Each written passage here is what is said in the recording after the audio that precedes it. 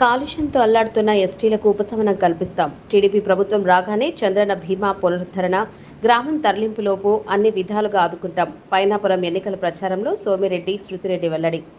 దేవరదిబ్బ గిరిజన కాలనీలో కాలుష్యంతో అల్లాడుతున్న ప్రజలను ఆదుకుంటామని, కాలనీ తరలింపుకు ప్రయత్నం చేస్తామని సోమిరెడ్డి, శృతిరెడ్డి చెప్పారు. నెల్లూరు జిల్లా ముత్తుకూరు మండలం పైనాపురం పంచాయతీలో ఆమె ఎన్నికల ప్రచారం నిర్వహించారు. మాజీ ఎంసీ చైర్మన్ మునుకూరు రవికుమార్ రెడ్డి, గ్రామ సర్పంచ్ కావలి విజయ్ కుమార్, మాజీ ఎంపీటీసీ ఎల్లసిరి కోటమ్మ తదితరులతో కలిసి శృతిరెడ్డి ఎన్నికల ప్రచారంలో పాల్గొన్నారు.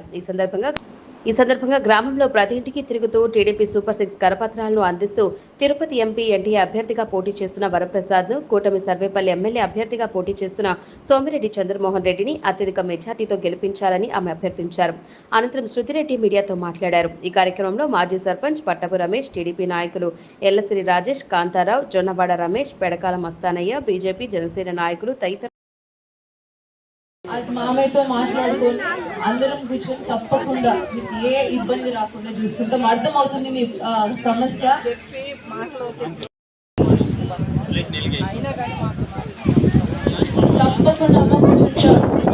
తప్పకుండా మీ అందరికీ కాంపెన్సేషన్ వాళ్ళు డబ్బు రూపంలో అన్నా లేకపోతే ఈ రూపంలో అన్నా వచ్చేలా మీకు జరిగేలా చూసుకుంటాం. స్పందన అద్భుతంగా ఉంది.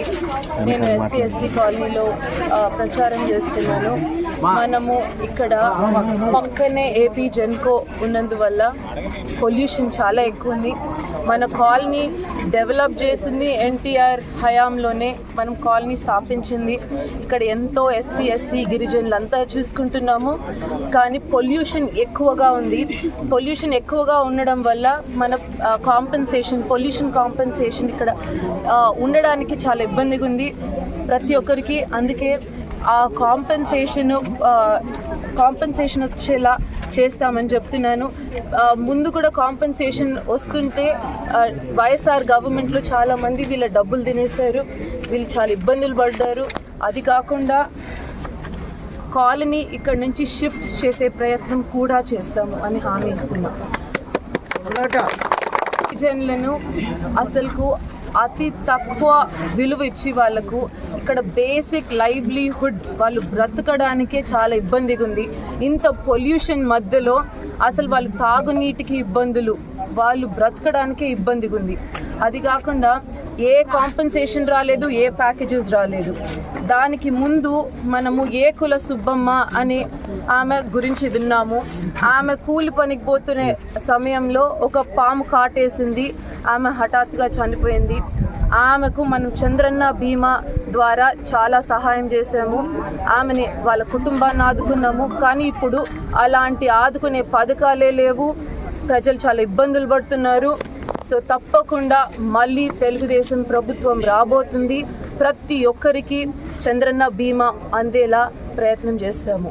అది కాకుండా ఇక్కడ వైసీపీ ప్రభుత్వము గుంటలు, చెరువులు అన్నీ కొట్టేసింది. అక్రమంగా ఆక్రమించేసుకున్నారు నాయకులు. అవన్నీ కూడా తవ్వుతాము. ప్రతి ఒక్కరికి న్యాయం జరిగేలా చూస్తాము. ఈ అరాచకాల్ని ఆపేస్తాము. అది కాకుండా మన హయాంలోనే ఈ కాలనీ స్థాపించడం జరిగింది. ఈ కాలనీలో మరి 43 ఇళ్ళు కట్టాము. ఎందుకంటే అవి ఎన్టీఆర్ హయాంలో కాబట్టి ఆ ఇండ్లు పాతగయ్యాయి. వాళ్ళ ప్రజల్ని మరీ చూసుకున్నాము, మరీ వాళ్ళ సమస్యలను మరీ తీర్చాము. 43 ఇళ్ళు కట్టాము. సిమెంట్ రోడ్లు వేసాము. పిడతాపూర్ నుంచి పైనాపురంకి పైప్ లైన్ వేసాము. నీళ్ళ సమస్యను తీర్చాము. ఇక్కడ స్కూల్ కట్టాము. మినరల్ వాటర్ ప్లాంట్ ఇచ్చాము. అభివృద్ధి చేసిందే టీడీపీ ప్రభుత్వం అని చెప్తున్నాను. ఇక్కడ వైసీపీ ప్రభుత్వంలో ఏది జరగలేదు. ఇది అన్యాయం. 5 ఏళ్లలో ఇక్కడ డెవలప్మెంట్ అనేది ఏది జరగలేదు. తెలుగుదేశం ప్రభుత్వం రాగానే మరి ఇక్కడ ఇంకా కొన్ని గుడిసెలు కనిపిస్తున్నాయి. ఇంటి సమస్యలు తీరుస్తాము. అదే విధంగా మెయిన్ ఇష్యూ ఇక్కడ కాలనీ పొల్యూషన్ వల్ల ప్రజలకు బ్రతకడానికి చాలా ఇబ్బందిగా ఉంది. సో కాలనీ షిఫ్టింగ్ ప్రయత్నం చేస్తామని హామీ ఇస్తున్నాను.